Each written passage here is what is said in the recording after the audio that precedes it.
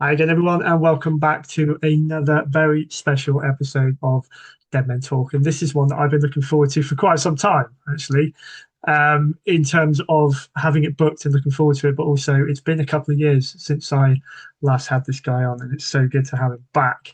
Joining me today is world renowned international bestseller award winning author Daniel Kraus. Welcome back to the show, mate.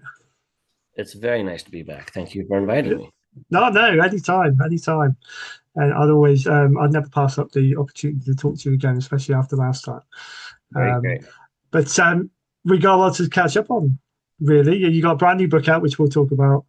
And we'll catch up on really what's been happening over the last couple of years. Sure. So, I mean, in general, how's things going for you at the moment? Just kick it off.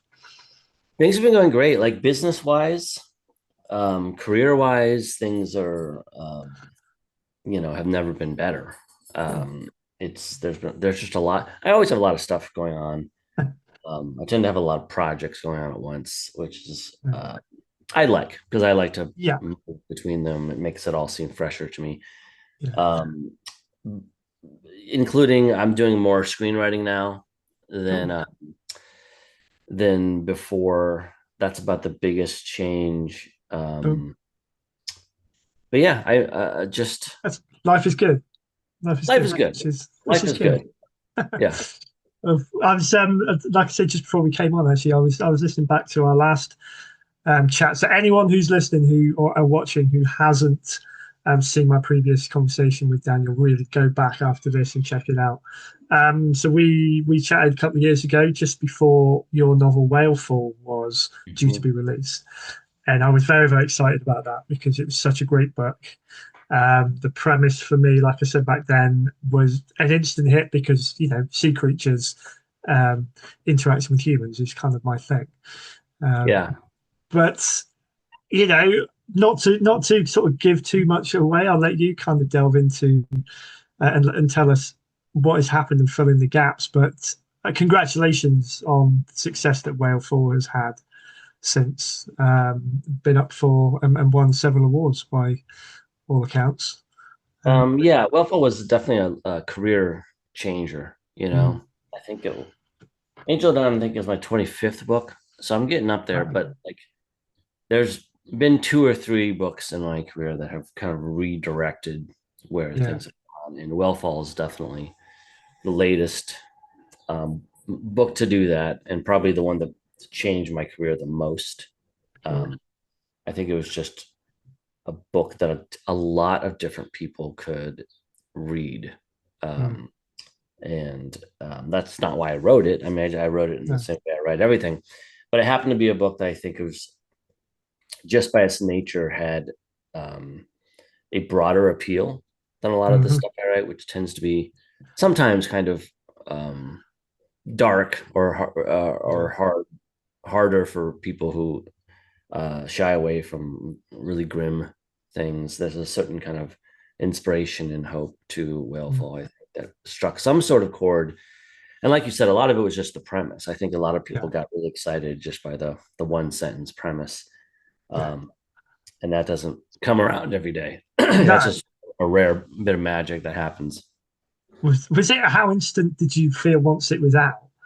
Did you get a feel for how big and how popular it was Well, straight away? I thought the day that the night that I came up with the idea, I thought it could be Yeah. big. I thought this is just one of those monster ideas. Like Mm, if I do this right, this could really be something incredible. yeah. But then very early on, I've never had a book like Wellfall where I knew it was going to have some sort of big impact months before it came out.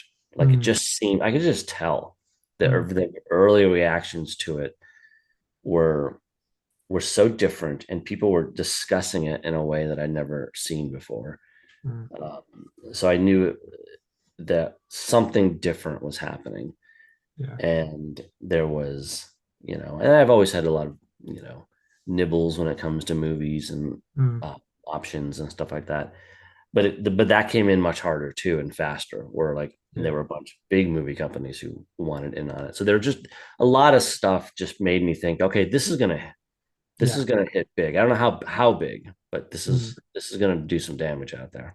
Just go for it. Just go with it, I suppose, is really you're not going to hold back the tide if it's going to be a monster hit, and neither would you. So, Yeah, I mean, yeah, that didn't change anything really. It's not going to no. change how I wrote the book or how I'm going to support the book, or Mm. it's not going to change anything really. It's just sort Mm. of a nice thing that's in the background. Yeah. But I wanted to assure people that my next few books, my next few novels are all very dark and fairly hardcore. So I have not softened up a bit. No, no, no. I'll come on to a comment. I'll come to it in a minute. Something that since we last spoke, I have read a couple more of your books, and I have related to it in a certain way. I'll come back to that. It will be remiss of me to move on from Whalefall without noting that we wrapped the episode up, or towards the end of the last episode, when we were discussing Whalefall prior to its release. I said about had you ever imagined it being on screen, and you hinted then that there was some interest Uh, in it, and we can now. I can't move on without obviously asking about the whale in the room, as it were, and it is actually something that's under production at the moment, which is very yes, yeah. exciting. Very Mhm. exciting. Yeah, I've been to the set a few times. Mm. Yes, it is being shot as we speak. It's got What can you another. tell us about it? I know that some secrets are quite guarded at Yeah, this stage, but there's a few things I can talk about. The things that are already public. It Mhm. stars Austin Abrams and Josh Brolin, um, both of who are just fantastic in it. Mm. I have not been on set by any means every day. I've just popped in every now and again. But everything I've seen from them has been just unbelievable. And the sets, I was there for some on location stuff, but also I was there Mm. for just some of the studio stuff, which is all the stomachs, and there's a whole sorts of stomach Yeah, sets and stuff like that. And all I can say is there's never been anything like it. cool. Um, whether this movie is the greatest movie ever made or a cataclysmic disaster, It's either way, it's going to be unforgettable. Like it's there's, gonna it's gonna be a masterpiece to someone, it's just like I don't. There's just been nothing ever like it. Like the footage is truly unique and Mm. surreal. And the last thing I did before leaving set was I climbed into one of the stomachs for a photo shoot. So I do have You some can photos say that, and that taking was it. something I remember you saying last time. You weren't you couldn't imagine how they were going to bring this thing to life because of the environment that the story takes place in. It'd Yeah, be quite unique. I And don't think they anyone really had any idea how they were going to do it. no, Um, what a workshop built the stomachs, and very early on in the process, they came with basically their ideas and mm, sketches of how to make it happen. mm, And I remember that Zoom very well because that was the day I think everyone sighed in relief because it all made sense. And we said, I yeah, see it. I see how this can work. yeah, It should work. It's not as complicated as we had worried. mm. Yeah, it's very, very interesting It's very stuff. cool. It's very cool. I can't tell you how excited I am about even the fact that it's in production. I cannot wait to see more. And so you say that have you got like freedom to kind of drop in whenever you want? What's your role when you're on set? Or are you just observing to see how your world is unfolding? It depends. Like, I'm there to help when I can. Mm. So typically that would be conferring with Brian Duffield, the director. Hmm. He's very ego-free guy, and he just, he likes to get people's opinions on things. So he'll come to me and say, Mm. you know, just simple something as simple as how do you think we might do this? What do you think about that take?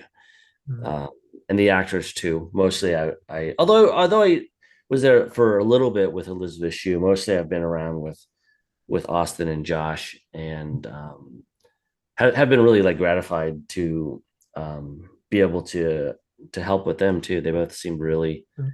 eager to get my feedback, and I've established really nice That's relations. cool. both of them, and it has been really a nice experience all around. And it's not, and, half the time on the set, I really am just observing. Like I'm Yeah. sitting there. There's 100 people doing their jobs, and Mm. all I'm going to do is get in the way. So I just watch. But the other half of the time, I'm helping in some minor way, I hope. Mm. And it's great to hear that actually they are very welcoming of your input and they are coming to you like that, because there's too often you hear about books being taken by movie studios and really the writer just kind of gives everything up, and they don't really have a lot of input and it kind of morphs away from their original vision. Well, It, I co-wrote the screenplay with Brian, so oh, that's cool. I'm officially involved in sort of Yeah. that way. But yeah, it's been a really unique experience and a great set of people who I think, I mean, just I got half hour ago, I got an email from the art department asking me a question of this or that. What do you think Mm, about this? So it's kind of constant in a cool. nice way. It's Yeah. not like I mean, if you're the director, if you're Brian, you're getting a million of these questions a day. Yeah. It's like a brain exploding. But mine come at a pretty nice pace. Mm, Like everyone comes to me when they've got a specific question that they think particularly when it comes to whale science or stuff yeah. like that, Yeah. that I might have a bit of insight on. Hmm. So I help when I can. That's cool. So it's not the first time that you have had some of your work up there on screen. We talked last time about the role you played in Shape of Water and also Troll Hunters, both with Guillermo del Toro. Is this the first time that you have had a work purely of your own? Because they were sort of co-written. Is this the first time you've had one of your own on this scale in maybe Yeah. say? Oh, at this scale, certainly. Mm, Most of my books have been optioned at some point. right. Very, very few actually get made. Mm, Uh, much less at this scale. So mm, this is really in most ways this is a first experience yeah. for me. Certainly the first time that I've been, you know, present through every step of Yeah. pre-production, all that. And it's been wonderful. It's been a dream situation so far. Amazing. So you've got that going on in the background almost, I guess, because one of the main reasons you're here is to talk about your new book, Angel Down, which again is absolutely fantastic. I've had the opportunity to read it already, and it is. This is what I was going to say about your work. Something that I so up to when I spoke to you last time, I'd read Troll Hunters, I read Shape of Water, so I was familiar with those. And what I would say is it struck me as more kind of almost a mainstream style of writing compared to then Mhm. I read Blood Sugar Yep. then pretty much after I spoke to you and Angel Down. You are what I say unapologetically unique in your writing style because I don't think I've read two books that have been the same. No.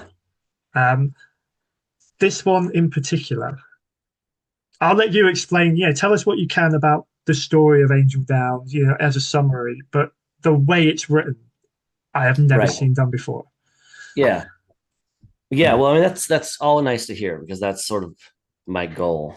Mm, And part of that is to make the books better, and part and parcel with that is just to keep me interested and interesting, yeah, and to not keep plowing the same rows that yeah, I've done before. most definitely not doing that. So every book now, I try to do something Mm, that is new in story and plot, but also new yeah, in how I'm going to write it, yeah, so that I have to relearn how to do it. yeah. I got you. I don't want to like fall back on my old tricks about how to write books. I want to Yeah, mess it up every time, so I don't know what I'm doing. sure.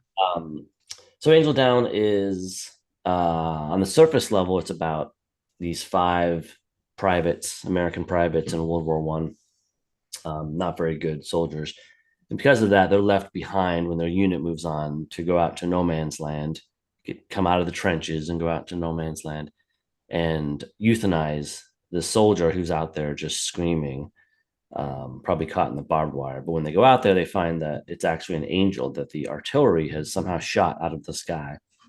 And this angel, of course, being an angel, has miraculous capabilities and could perhaps even end the war and do any number of other things.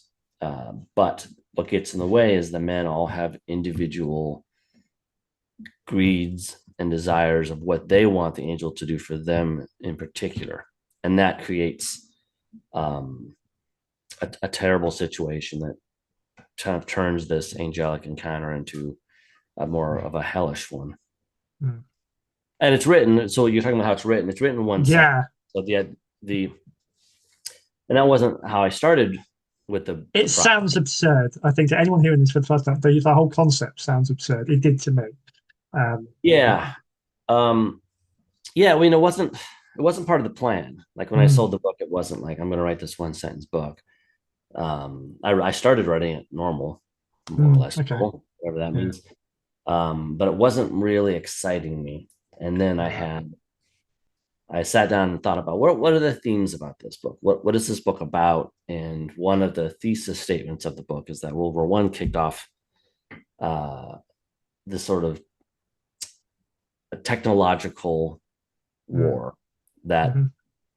that moves us as individuals further and further away from killing until you get to sort of today where there's drone warfare and the people who Mm, push the button never are anywhere near the deaths and they can no. just sleep well at night. It probably goes on from there to some sort of AI warfare. But it all begins in World War One, where it Mm, created a industrialized method of warfare mm, that once begun became a wheel that self-replicates and yeah. that just the war industrial complex self-perpetuates itself for any number of reasons and becomes a wheel that can't be stopped. And so my thought was, well, how about is there a way I could write the book that mirrors that is itself a wheel? Mm-hmm. So I thought, well, what if I wrote the whole book as one sentence that loops back on itself so that the Yeah. whole book is a circle that you just can't escape from? Neat idea, but that didn't mean it was going to work. Mm, So I tried it and found out right away, like, 10 minutes into trying it. I was like, this, mm, this is definitely what I want to do. And okay. the book was just exploding to life at that point.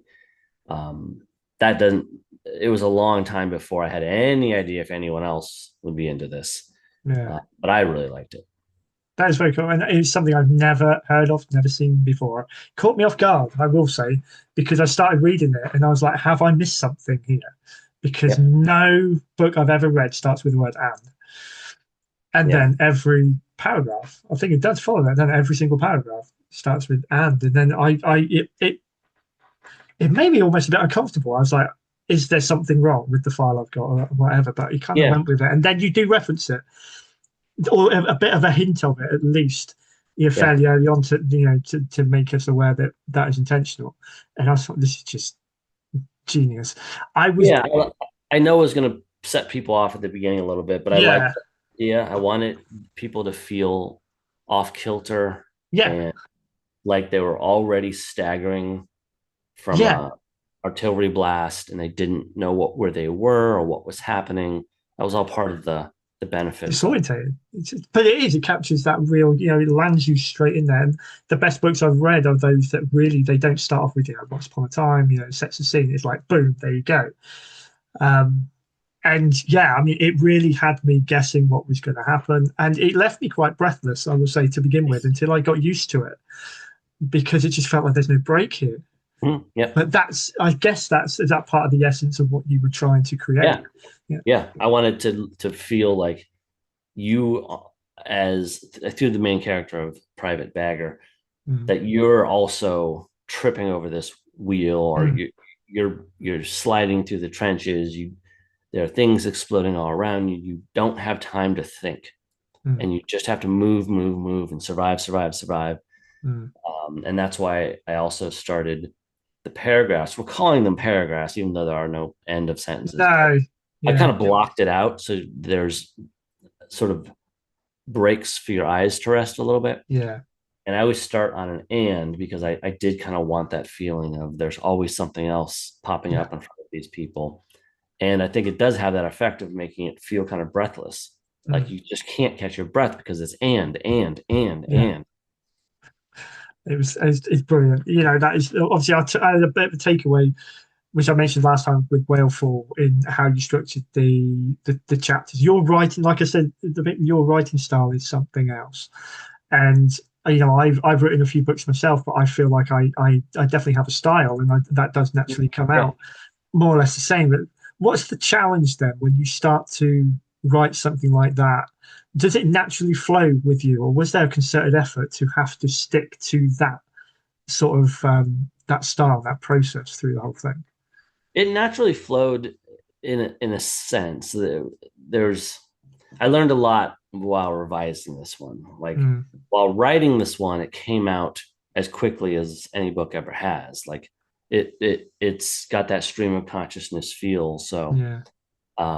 I wrote it, I would say, relatively quickly because Mm, I was on that journey too, where things were just tumbling and moving and spinning, and mm, it was like breathtaking to work on too because of all those things. There yeah. was no pausing. The style just doesn't allow for any kind of pausing as a No. writer even.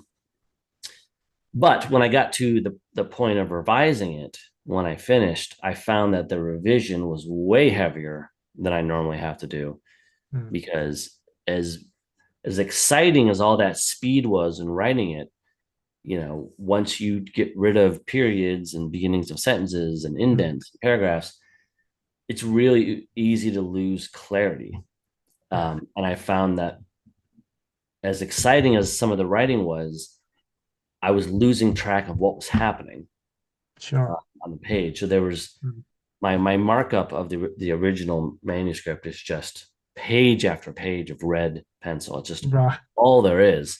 So it was a very, very heavy Mm, revision. So that it could be both things. It could work as a book that you could actually really follow yeah. and still have this kind of breath taking headlong velocity Mm, to it. cool.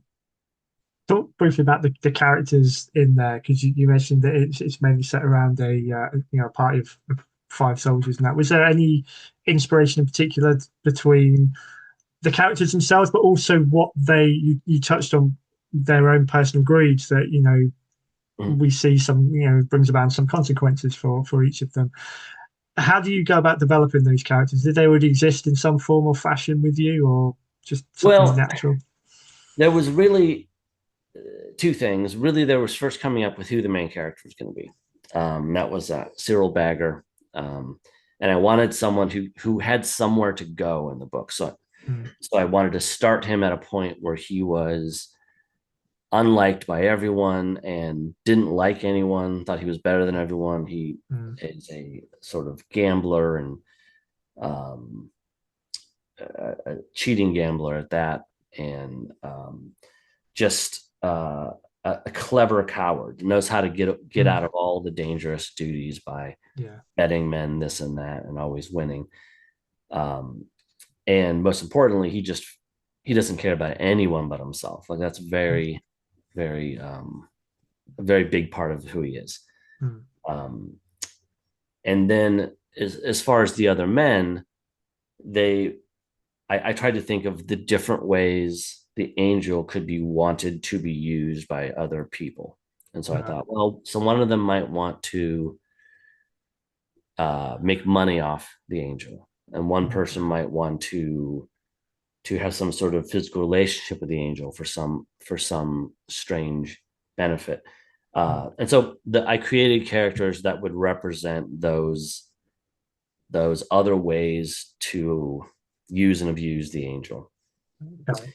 And then sort of that took care of maybe four characters. And then the last character is Arno, who's a 14-year-old kid who lied about his age to get to the army, which Mm, is very, very common.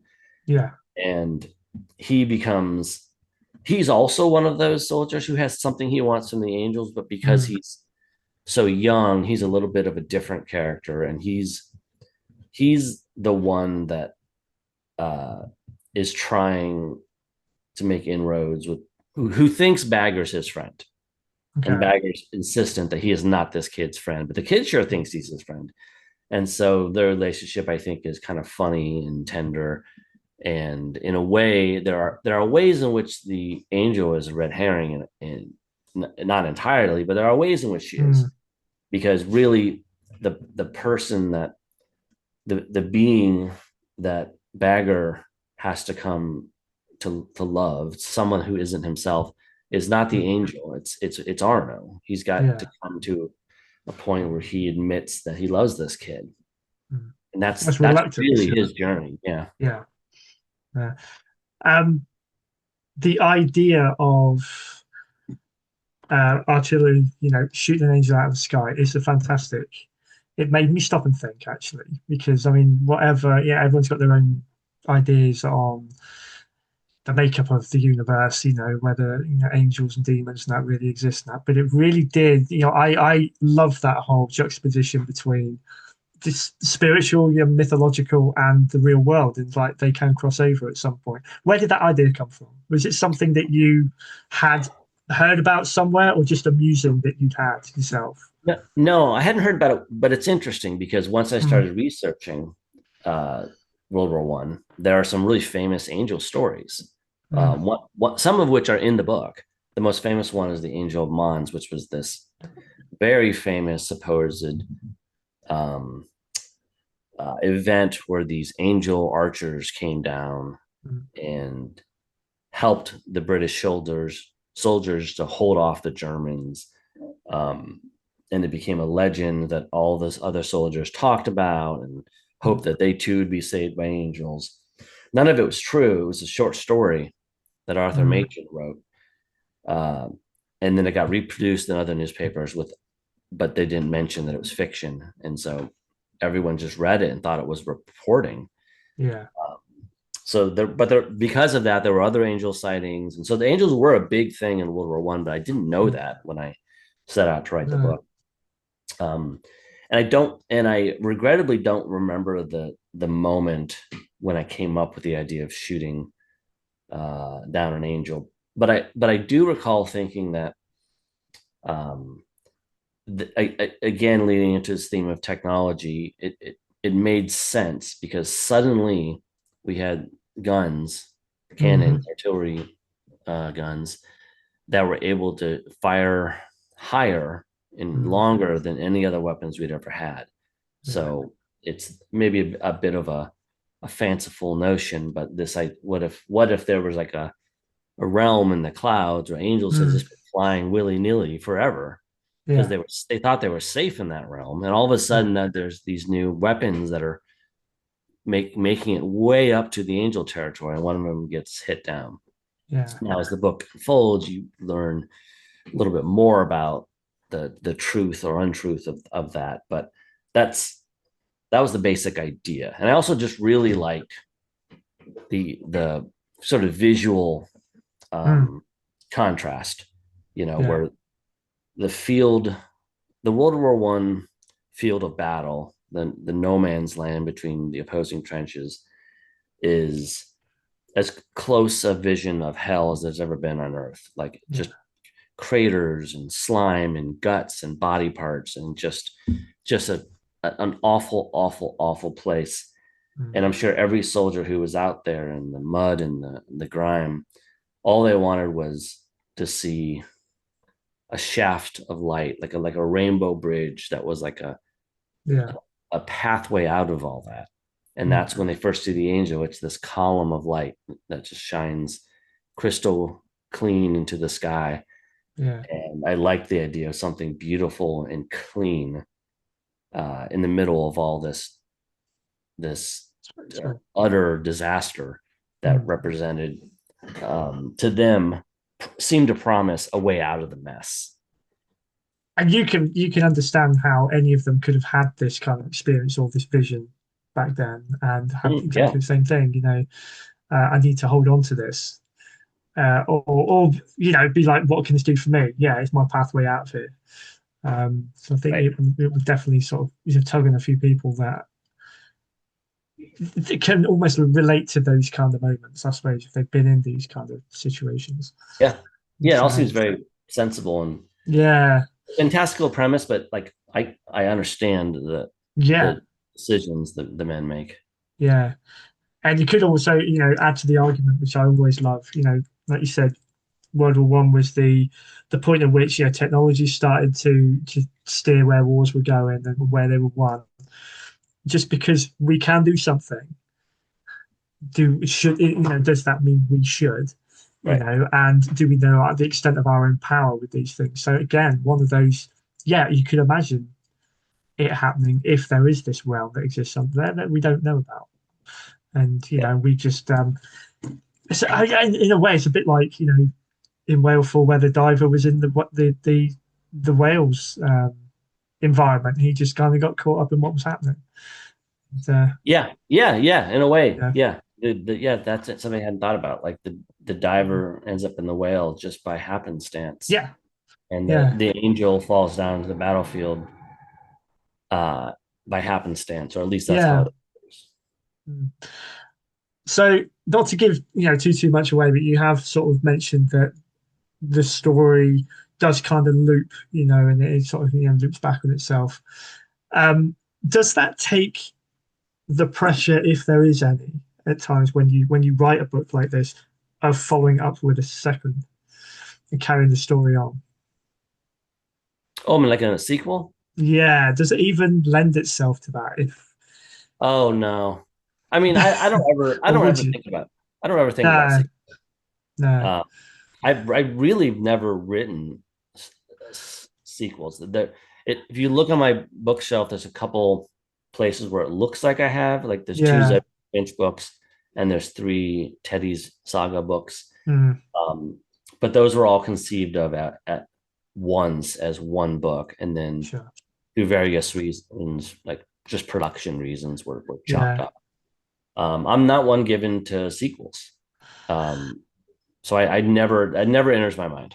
No, that's cool, and I really admire that as well because I think I get really turned off these days, particularly like in the movie world, because it seems that yeah, if a film is successful, they've already set up a sequel just in case because they just want to keep the cash cow going, regardless of whether there's a story there.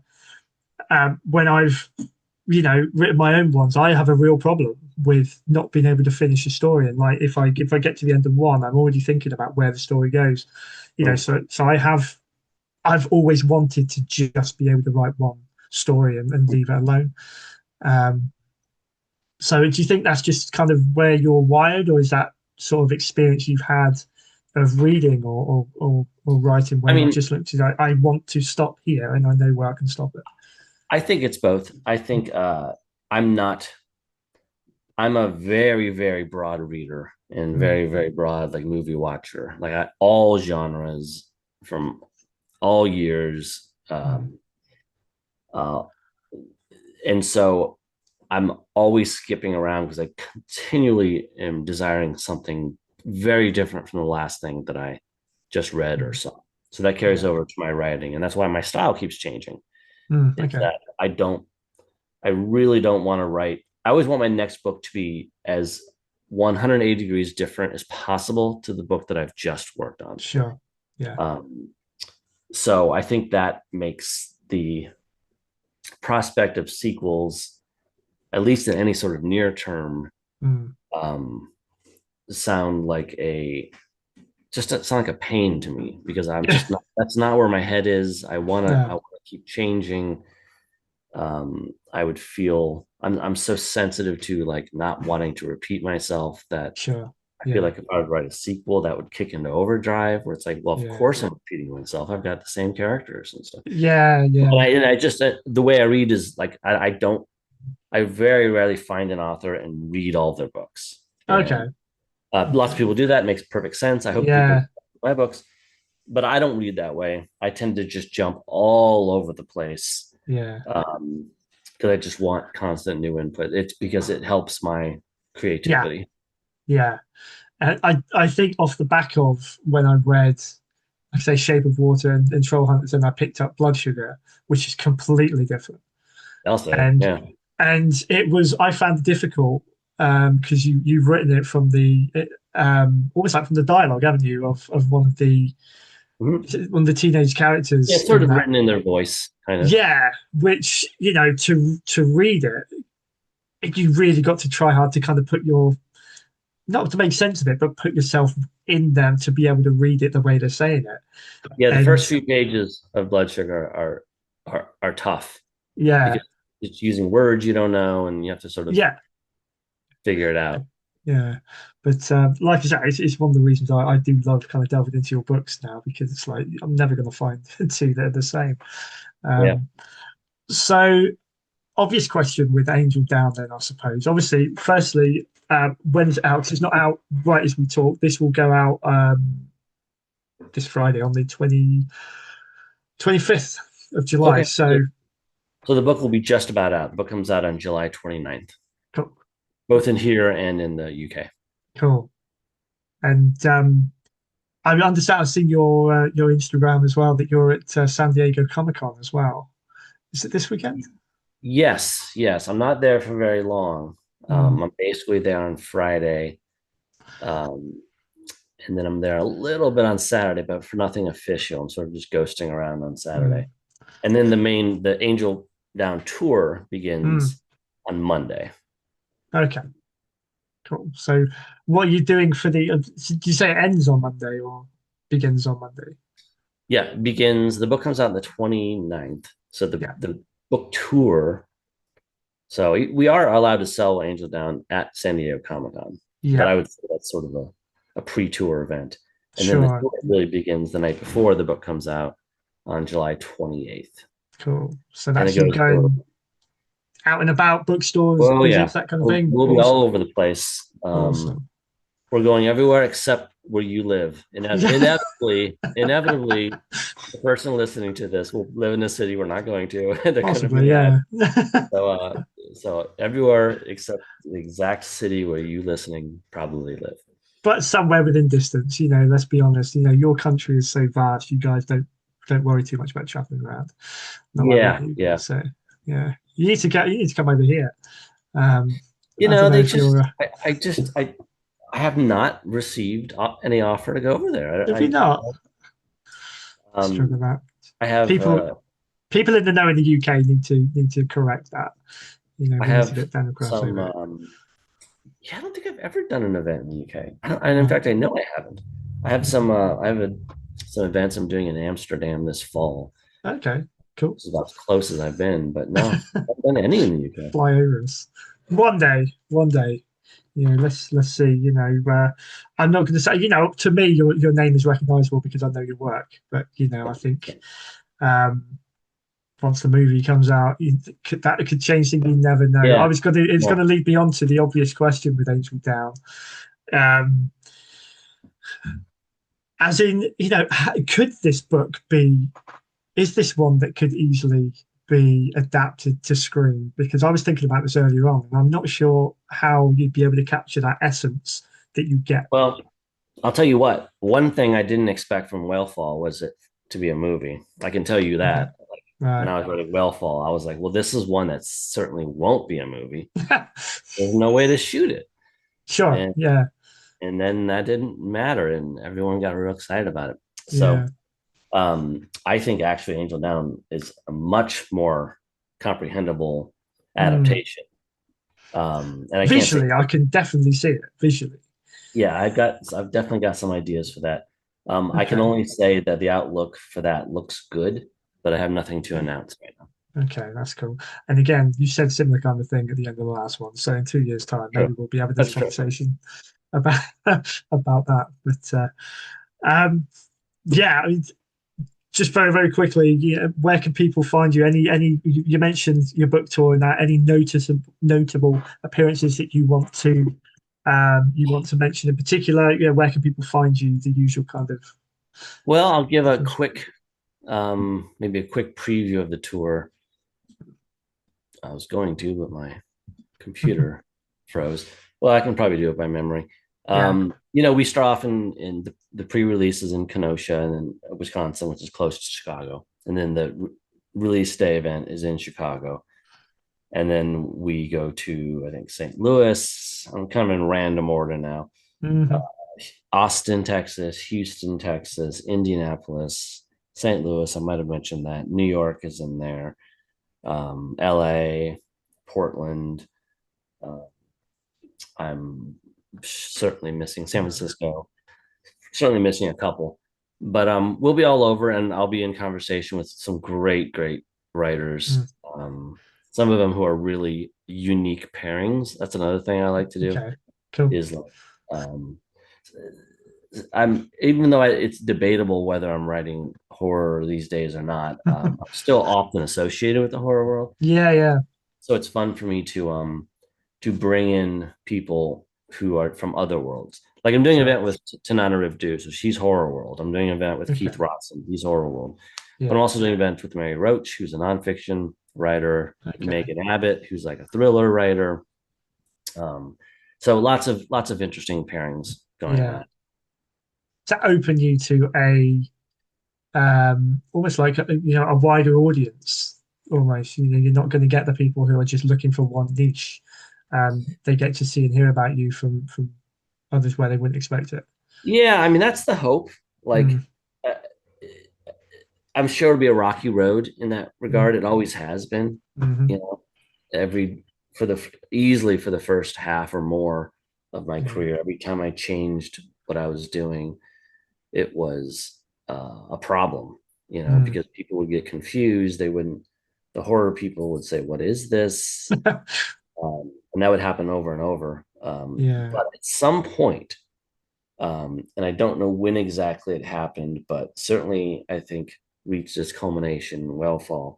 At some point, I reached the goal, which was to have my brand be that I don't have a brand, and that was always absolutely, where I had wanted to end up. yeah. Uh, Because how many writers can say that truthfully?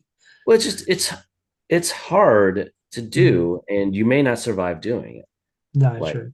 the best thing you can do for your career, and I mean this truly, is pick a niche and stick to it.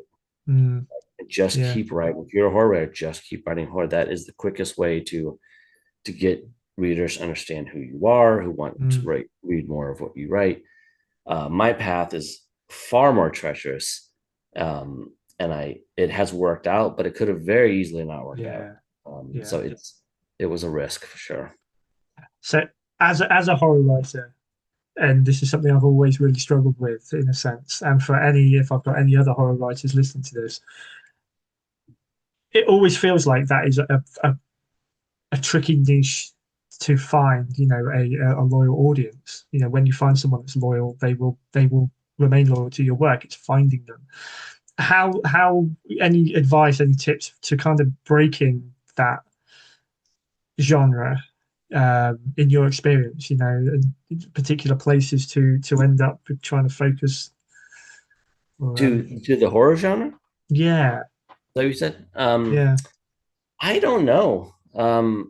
I mean, I don't know that I would have any other idea than any better ideas than anyone else. mm, I know there's a whole world of like short stories and places to place those in anthologies. yeah, Another quirk about my career is I don't write short stories, so I don't know anything about those. Uh, but I know there's always anthologies yeah, going around, um, and that's a good way to sort of get involved with yeah.